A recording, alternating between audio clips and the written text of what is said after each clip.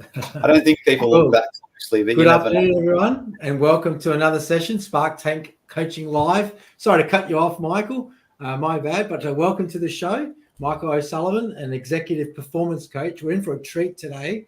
My usual suspects in Bram, the muscles from Brussels. How's Bali, mate? Did you get back okay? You look okay. You look refreshed.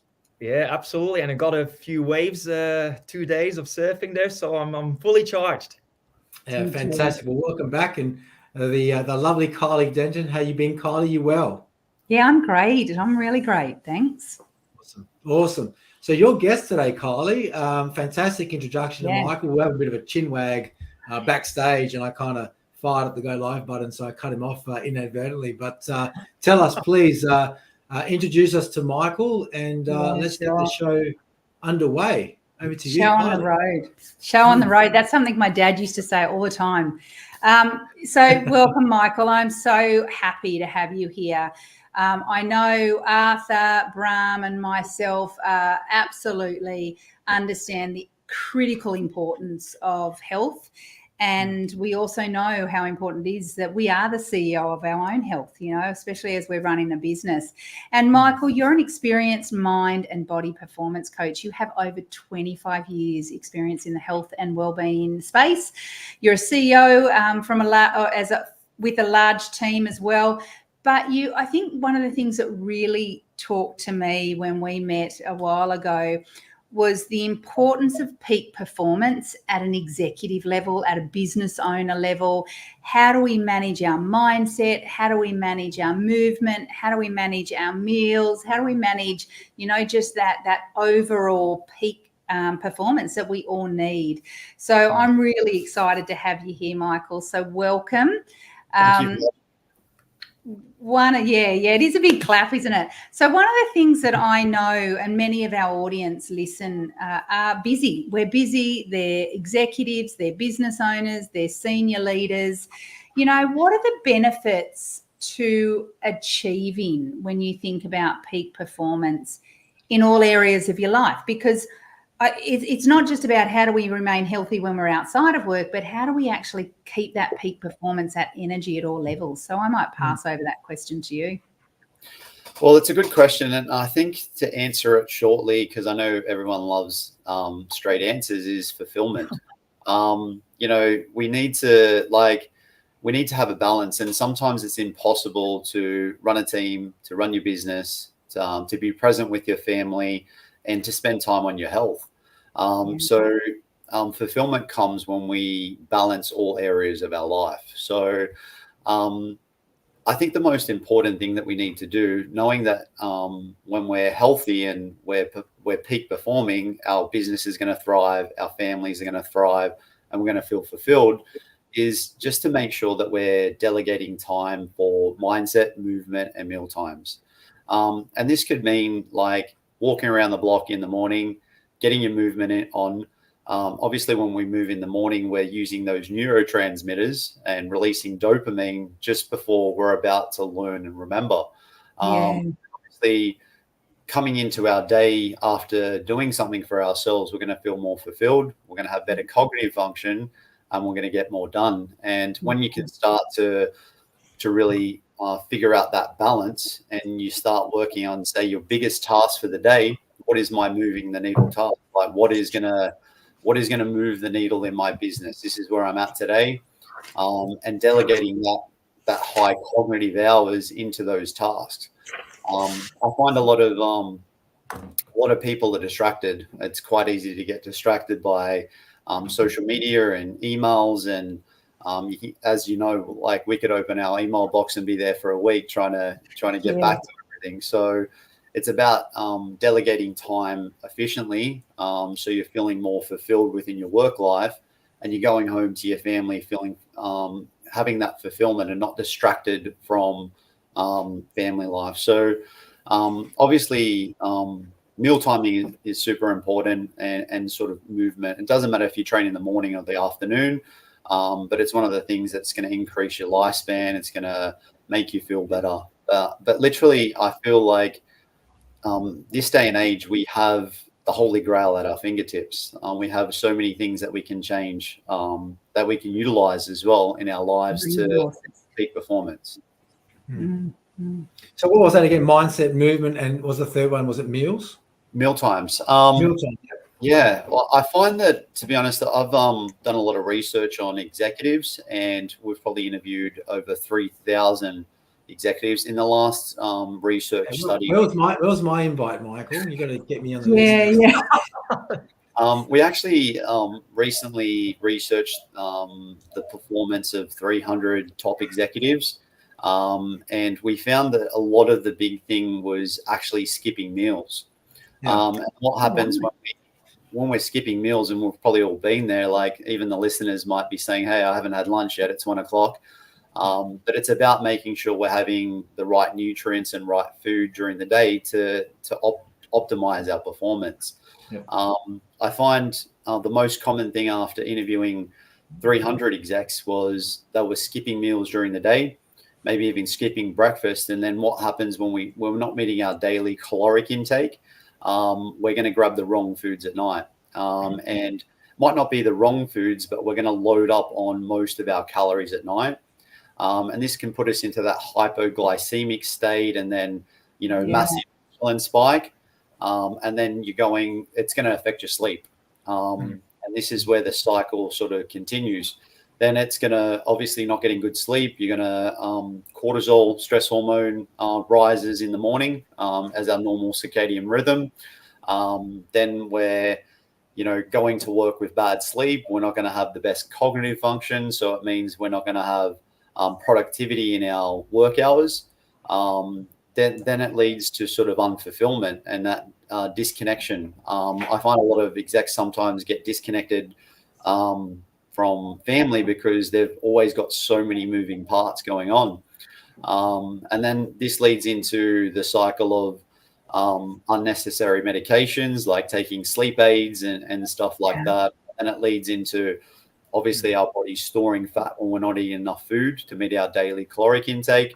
And I find probably the majority of guys that I bring in have been busting their bum in the gym, using a food plan, trying everything else, and not being able to see a shift that they want in their bodies, just because they're not meeting their daily caloric intake needs and protein needs for their body. Then this sort of leads into the cycle again of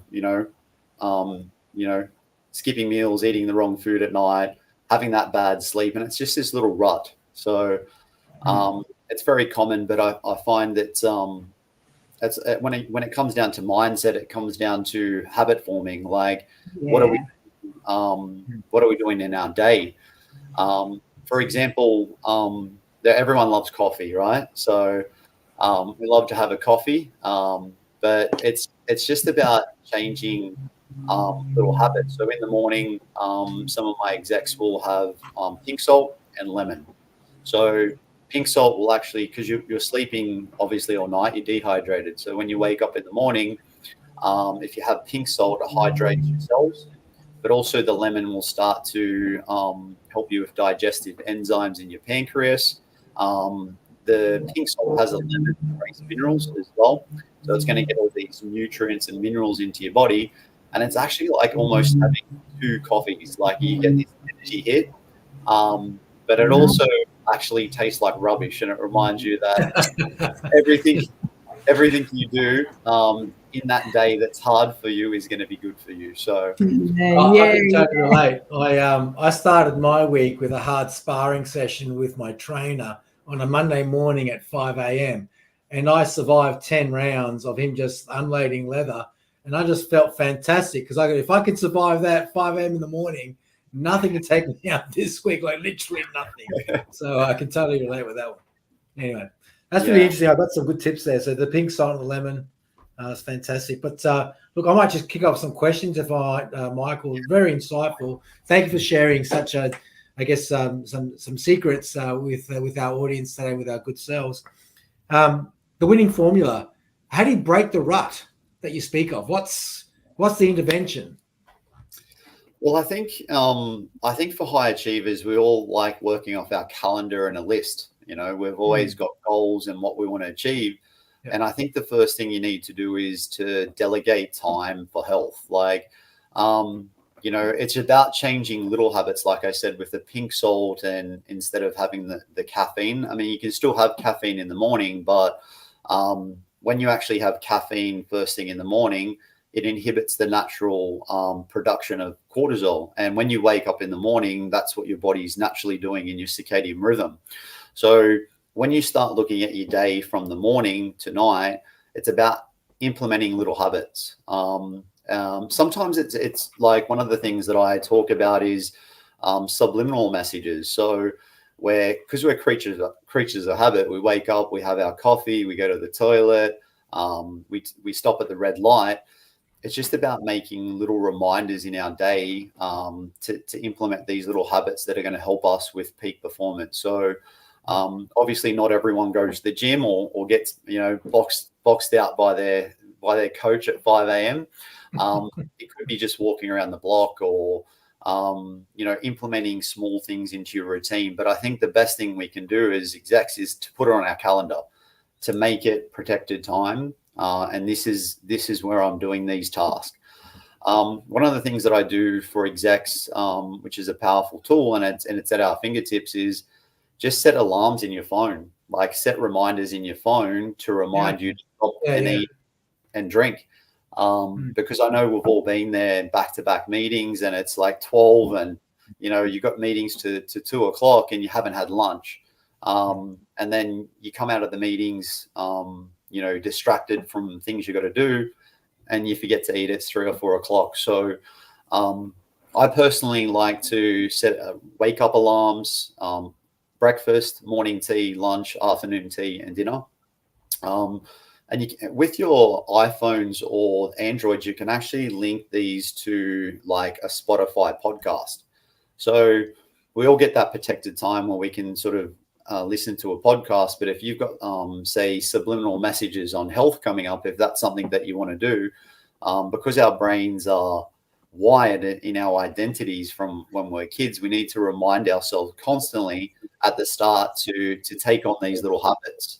And this is some of the stuff that I do with my peak performing teams, peak performing professionals.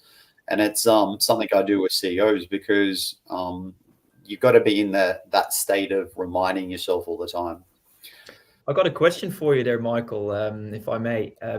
Obviously, all these busy people, sometimes it's good just to have like a snapshot in time to say like, hey, here's where I'm at right now before I do anything. How do you guys measure how they're going in their bodies, how they're going in their mindset, how they're going in, just overall that fulfillment and so on? What sort of tools can you suggest for executives to take basically a reality check with themselves?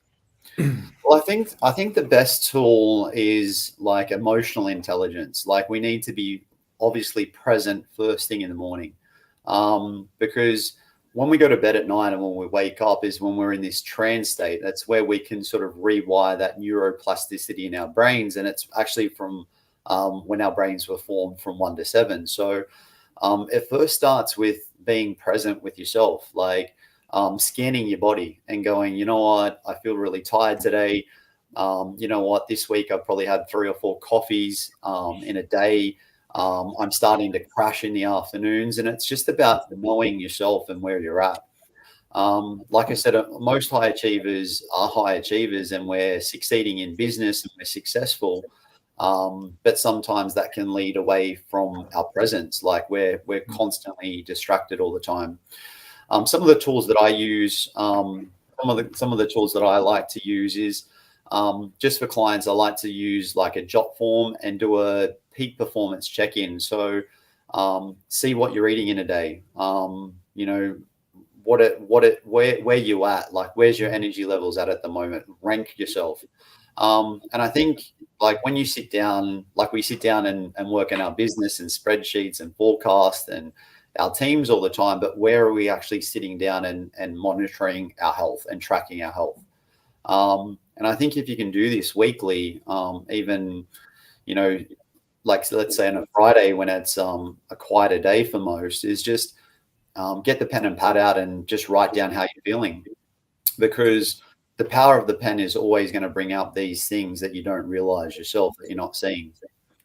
You know, and it's super important to go, you know what, I understand I'm skipping lunch. I've skipped lunch a fair bit, or I understand that I'm using too much caffeine at the moment to get me through my day.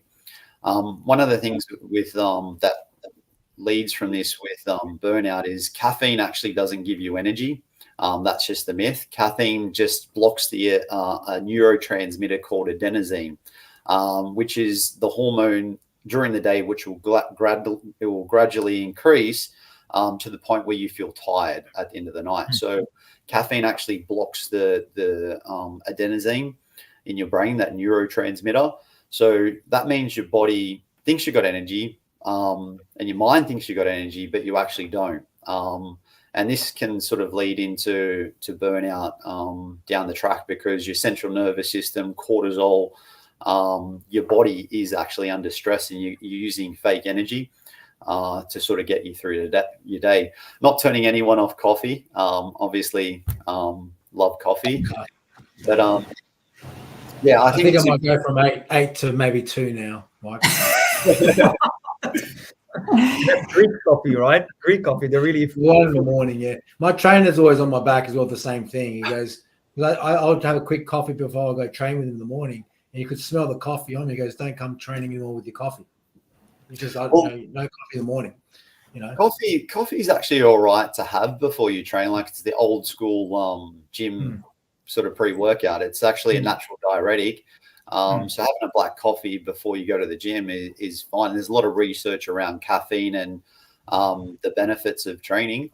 But I think it's when we start using it around that 3 p.m. brain fog time. Oh, I see. Yeah, okay. Yeah. It's when we've got to start looking, like I said before, at little habits we can change. I think 3 p.m. brain fog is quite common for high achievers. And one of my little top tips is have a green apple. Have a green apple and a green tea. That's just something that's going to boost your energy. Like, green tea still has caffeine in it. It's a different form of energy. Question that I have for you, because you said like skipping meals. Some people skip meals intentionally because of intermittent fasting. So how does that fit in with your model? So, like, to be honest, with my model, like, you're 1 in 4 trillion. So everyone's different. So we're not all the same, and we're not all going to react the same to sort of nutrition. The benefits of fasting, obviously, if you're busy, you know, it probably lowers your calorie intake for the day, so you're not going to overeat. But it's also really good for your microbiome and gut health. And it also produces natural growth hormones. So when your body's not actually eating food, because obviously you have your basal metabolic rate into your energy system, your digestive system, your body's burning calories all the time. When you stop eating and digesting food, your body starts to actually repair itself. So it repairs joints. Look, it can be really beneficial, fasting, for a lot of people, but I think it depends where you're at. So if you want to lose weight, if you're someone that wants to lose weight, it can work for a while, but it's not going to get your metabolism going as much as you need to. Sometimes it's not also going to like match your daily caloric intake and the calorie needs you need for the day. So I think it's very confusing out there when it comes to dieting, and I think you need to do what you feel works right. In our program, we work with hormone testing and blood work and DNA testing. So we sort of work out a blueprint of like, okay, can you fast? Is it going to be good for you? What sort of nutrition is going to be good for your genes? What sort of movement's going to be good for your genes? And I think like it's about, I think testing things like, I guess fasting is good. And I personally do a 3-day juice fast every 3 months. Because of the benefits of your body. I've actually gone to a retreat, and I tell you what, it's not easy the first couple of days. Like you start to feel really strange, and your brain stops working, but then you hit this sense of clarity. And I think fasting is used for a lot of execs because of the busy lifestyle. Having 2 meals suits them, but it also does boost mental clarity as well. Yeah. I just found that it's like I'll do a pretty hard fast, and I just found I was just eating too much late in the day. It was like I was fasting, and then I didn't have those disciplines to eat early in the day, and so to meet my macro target, I just found I was just doing nothing but eating late in the day. You know, so that 6 to 8 o'clock window, I'm just like gorging myself, and I felt crap. Yeah. I mean, like, I don't know if you guys have watched it and the listeners out there, but there's a show on Netflix called The Centurions about the longest living humans. I love these sort of shows because I always learn a lot of knowledge. But in Okinawa, Japan, their motto is eating to 80% full. And like our digestive systems aren't used to being, stuffed with food and calories. And like I said before at the start, most high achievers do eat most of their calories at night. And what this can do, it's fine now, but eventually if you're pushing it into that hypoglycemic state, you go into the risk of thyroid and insulin resistance. And I coach several CEOs that have been to their doctors, got blood tests, I don't have insulin resistance or I have good testosterone levels, but then we find that they actually do. I guess that it does. I personally like to fast 2 days a week. So I will train or move every day of the week, but on Wednesdays and Sundays, I'll just be doing a brisk walk uphill. And these are the days where I try and keep my carbohydrates a bit low, and I'll also not eat till about 12 that day. And I think it's really important because obviously we're not meant to be surrounded by food we can gorge on all the time. Like, I always like when we talk about nutrition, I like to link back to what would our ancestors be doing? Like, what would they do 200 years ago? Firstly, there's no McDonald's, anything like that. But the main thing that they did have was no processed foods. And everything was fresh and organic because in this day and age, like most of the foods that we buy are farmed and processed. Like our meats are pumped full of hormones, and our vegetables are sprayed with herbicides and pesticides. And like a lot of people think, organic, yoga, breath work. It's I don't need to do that stuff. And it's that society thing, but it actually is really beneficial for male and female hormones to steer away from processed and sprayed vegetables and stuff like that, because this can have a dramatic effect on cortisol, estrogen, and all these other things. I think when it comes down to food, like the best to cap it up for anyone that's listening that wants to learn more about nutrition, one of the best diets out there is the Mediterranean diet, because it's full of great fiber, it's got healthy fats, you've got lean meats, and it's just got a lot of vegetables which our body needs. And let's just remind ourselves that there's wine. Wine is good. Yes, wine is good. Red wine. I was going to say, when I need to do a retreat or a bit of a cleanup, I just go hang out with my mum at her house for a little while. Stay there for 3 nights. Michael, so much gold, so much gold. And I know we're sort of coming to the end, but what I want to know, especially, and I'm sure some of our audience would want to know, is I heard this saying the other day from Tony Robbins where he said, you say you die for your family, right? And I'm sure most of us would die for our family, but would you get healthy for them, right?